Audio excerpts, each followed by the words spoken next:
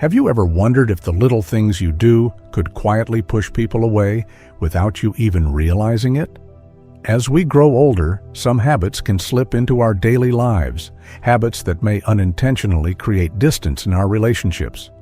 But here's the good news. With just a bit of self-awareness, these behaviors can be transformed into opportunities for deeper connections and a happier life. Stick with us as we uncover 6 surprising habits you might not notice and learn how to make simple, meaningful changes. Let us know where you're watching from in the comments, and don't forget to like this video and subscribe for more insights from Wisdom Advice. Now, let's dive into the first habit: being overly critical of younger generations. 1. Over-criticism of younger generations. Have you ever caught yourself saying, "Back in my day, we didn't do things like that," or "Kids these days just don't get it"? It's a natural habit as we get older to compare the present to the past. After all, the world today feels so different from the one we grew up in. But sometimes those comments, even when they come from a good place, can unintentionally create distance between us and the younger people in our lives. Take this example. You're at a family dinner and you notice your grandchild on their phone. You say, "In my day, we actually talked to each other instead of staring at screens." While it might seem like an innocent comment, they could feel criticized or even dismissed. Now imagine instead saying, "What's so interesting on your phone? Show me what you're looking at." This small change not only avoids conflict, but invites connection. It's easy to fall into the habit of romanticizing the good old days. But the truth is, every generation grows up in a different world with unique challenges and opportunities.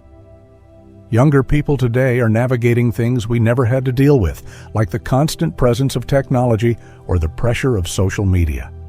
What might look like laziness or lack of focus to us could actually be their way of managing stress or adapting to an ever-changing environment.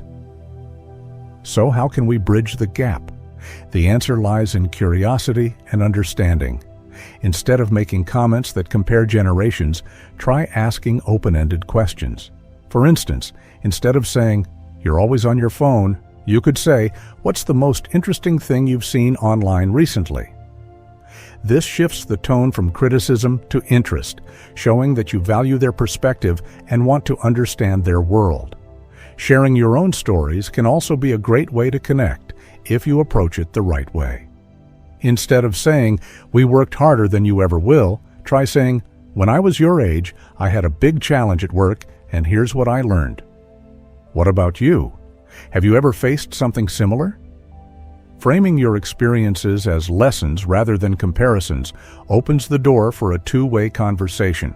It shows that you respect their journey and are genuinely interested in their challenges and successes. Another powerful way to connect is through shared learning. While we bring wisdom and life experience, younger generations often have fresh ideas and tech-savvy skills. For instance, you could teach them how to cook a traditional family recipe while they show you how to use a new app or gadget.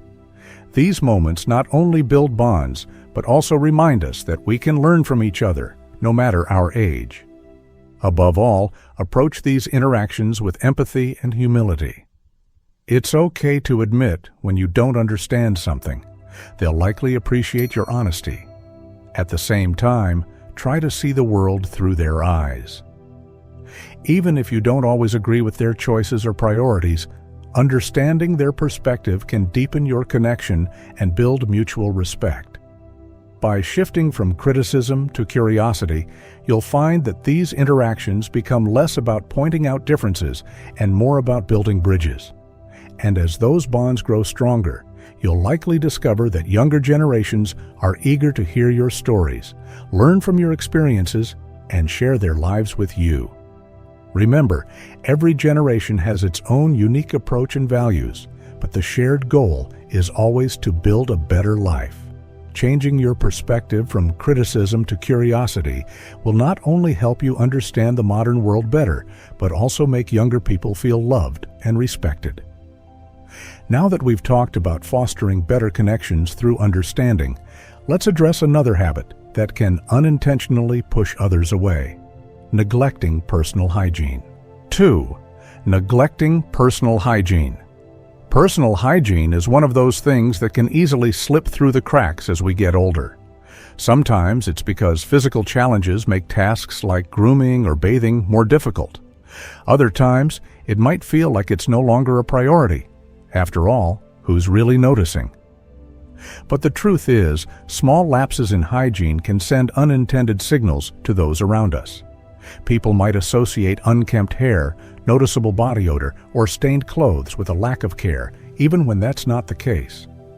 For example, imagine a neighbor invites you to a community gathering.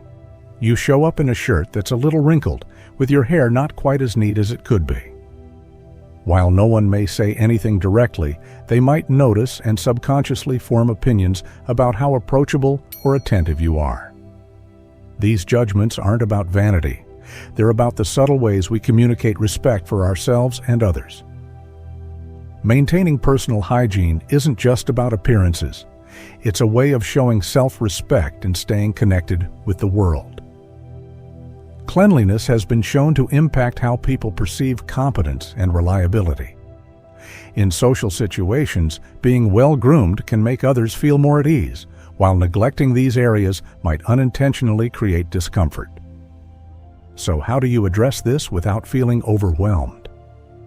Start small. Simplified grooming routines can make a big difference without requiring much effort. For instance, setting aside a specific time each day for personal care, like brushing your teeth, combing your hair, or choosing a clean outfit, can become a habit that feels manageable. If physical challenges make tasks like bathing or nail care difficult, don't hesitate to enlist help. A trusted family member or professional caregiver can provide assistance in ways that maintain your dignity and independence. Services like mobile hairdressers or home-based spa providers are also excellent options for those who prefer privacy. Another practical tip is keeping grooming supplies easily accessible. A shower stool, no-rinse cleansing wipes, or even adaptive tools like long-handled brushes can simplify daily hygiene tasks. Little adjustments like these remove barriers and make caring for yourself feel less daunting. It's also helpful to set reminders. A simple alarm on your phone or a note on the bathroom mirror can prompt you to stick to your routine. These small cues help you stay on track without adding stress to your day. Finally, view personal hygiene as an act of self-care, not a chore. Taking care of your appearance doesn't have to be about impressing others. It's about valuing yourself. Every time you prioritize grooming, you're making a statement. I matter, and I deserve to feel confident and comfortable. Taking care of yourself sends a powerful message. I value myself and those around me. Even small steps, like brushing your hair or wearing a clean outfit, can make a huge difference in how you feel and how others connect with you. Self-care isn't just a task, it's an act of self-love. While personal hygiene helps us present our best selves to the world, another habit, oversharing, can sometimes weigh down our interactions. Let's explore how to find the right balance in sharing personal details. Third, repeating stories or anecdotes. Have you ever shared a favorite story only to realize halfway through that you've told it before, maybe even to the same person? As we get older, this can happen more often than we'd like. Memory patterns naturally change with age, and certain vivid memories, especially those tied to meaningful moments, tend to resurface again and again. While these stories are valuable pieces of our past, repeating them too often can sometimes make conversations feel stale or even frustrate the listener. Think of it this way. You're at a family gathering, and you start sharing a story about your first big promotion at work, a moment you're understandably proud of. Halfway through, you notice your grandchild giving a knowing smile and quietly mouthing the next part of your story to their sibling. It's not that they don't care, but they've heard it so many times that the excitement is gone. This small moment might make you feel embarrassed or even discouraged from sharing in the future. The key to avoiding this is striking a balance between sharing meaningful stories and keeping conversations fresh. One strategy is to ask open-ended questions that invite others to share their experiences. For instance, instead of jumping into a story about your favorite childhood vacation, you might start by asking, "What's the most memorable trip you've ever taken?" This shifts the focus to the other person and allows them to contribute, making the conversation more engaging and interactive. Another tip is to become more mindful of the stories you share and who you're sharing them with. Before launching into a familiar tale, take a moment to ask yourself if this person has heard it before. If they likely have, consider framing it differently or adding a new detail to keep it interesting. For example, instead of retelling the same story about your first car, you might say, "Have I ever told you about the time my car broke down in the middle of nowhere? Here's something I learned from that experience." This approach keeps your story fresh while still sharing an important moment. It's also helpful to introduce variety into your conversations. If you find yourself relying on the same handful of anecdotes, try recalling other meaningful events from different periods of your life. Reflecting on untold memories can breathe new life into your storytelling and spark curiosity from those around you. Finally, don't be afraid to let others guide the conversation. By actively listening and asking follow-up questions, you encourage them to open up, making your time together feel more dynamic and collaborative. For example, if someone shares an update about their recent promotion, instead of responding with your own work story, ask, "What are you most excited about in this new role?" This not only keeps the focus on them, but also deepens your connection. Your stories are treasures, but so are theirs. By inviting others to share their experiences and mixing in untold moments from your own life, you create conversations that feel fresh and engaging for everyone involved. Every shared moment strengthens your bond and reminds others of how much you value their company. Now that we've explored how to keep our conversations engaging, let's move on to another common habit: hoarding and the challenges of letting go of clutter. 4. Hoarding or cluttering spaces. Over the years, it's natural to accumulate possessions. Each item can hold a memory, a story, or a sense of security. But as time goes on, these things can start to pile up, turning cherished belongings into overwhelming clutter. While the emotional attachment to possessions is deeply personal, the physical and mental effects of clutter can impact both you and those around you. Imagine a spare room filled with old furniture, boxes of holiday decorations, and clothes that haven't been worn in decades. What may feel like a comforting collection to you can appear overwhelming or even stressful to family members who visit. Cluttered spaces can make it hard for others to feel comfortable and, over time, may even create tension. Loved ones might worry about the safety risks of tripping or navigating cramped areas, but they may hesitate to bring it up for fear of upsetting you. The emotional attachment to items often stems from sentimentality or the belief that something might be useful in the future. For example, you might keep an old set of dishes because they belong to your mother, or hold on to stacks of magazines thinking you'll read them someday. These feelings are valid, but it's important to ask whether these possessions are truly serving you or if they're holding you back. Decluttering doesn't mean letting go of everything. Instead, it's about prioritizing what truly matters. Start small. Choose one area, like a closet or a single drawer, and go through it with intention. Ask yourself, does this item bring me joy or serve a purpose in my life right now? If the answer is no, consider donating it or passing it on to someone who could use it. For sentimental items, you don't have to part with all of them. Instead, keep a few meaningful pieces and take photos of the rest as a way to preserve the memories without the physical burden. Letting go can also be reframed as an act of love. By organizing your space, you're making it easier for family members who may need to help you in the future. Imagine how much they'll appreciate walking into a home that's neat and accessible, where they can focus on spending time with you rather than sorting through piles of belongings. This act shows consideration for their feelings and strengthens your relationship. Another practical tip is to involve loved ones in the decluttering process. Invite them over to help you sort through items, sharing the stories behind your most treasured possessions. This not only makes the task more enjoyable, but also creates meaningful moments of connection. For example, if you're sorting through old photo albums, take the time to reminisce with your family about the memories captured in those pictures. If the task feels overwhelming, consider setting a timer for just 15 minutes a day. Small, consistent efforts add up and make the process less daunting.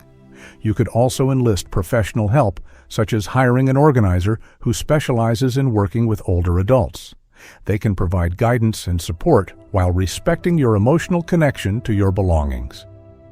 Ultimately, decluttering is not about giving up. It's about making space for what truly matters: the people, memories, and moments that bring joy and peace to your life.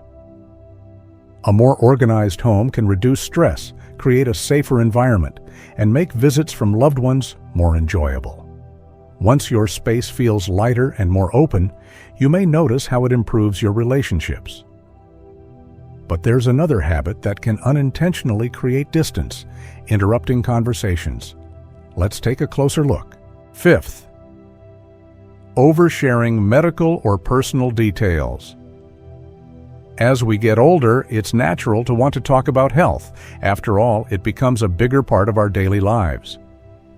From doctor visits to new prescriptions, these topics can feel ever present. However, constantly sharing the details of your medical experiences can sometimes make conversations feel heavy or one-sided, leaving others unsure of how to respond. Imagine this. You're catching up with an old friend over coffee, and the conversation quickly turns into a detailed account of your latest health challenges, aches, treatments, and test results. While your friend may listen politely, they might also feel overwhelmed or even helpless, unsure of how to contribute to the conversation. Over time, this dynamic can lead to a sense of emotional distance, as the focus remains on challenges rather than shared joys. This doesn't mean you should avoid discussing your health entirely. Sharing personal updates is an important way to stay connected and supported. The key is balance. Start by keeping medical discussions brief and focusing on how you're feeling overall, rather than every detail of your treatment plan. For instance, instead of recounting every test you've undergone, you could say, "I've been focusing on my health lately, but enough about me. What's been going on with you?" This shift opens the door for a lighter, more mutual exchange. Another strategy is to mix health updates with more positive or engaging topics. Share a funny story about something that happened during your week, or ask about the other person's hobbies and interests. If you're passionate about something, whether it's gardening, a favorite TV show, or a new recipe, let those topics take center stage. These conversations add variety and create a more enjoyable dynamic for both you and the other person. It's also helpful to practice active listening. By asking open-ended questions and showing genuine interest in the other person's life, you make the interaction feel balanced and engaging. For example, if they mention a recent trip, follow up with questions like, "What was your favorite part?" or "Would you recommend it?" This not only lightens the mood, but also deepens your connection. Oversharing can be a habit, but with mindfulness and small adjustments, it's possible to create conversations that are uplifting and meaningful for everyone involved. Speaking of habits that affect our social connections, let's talk about being dismissive of new technology, a behavior that can unintentionally widen the generation gap. 6. Being dismissive of new technology. Technology evolves at lightning speed, and it's easy to feel overwhelmed or uninterested in keeping up with every new gadget or app.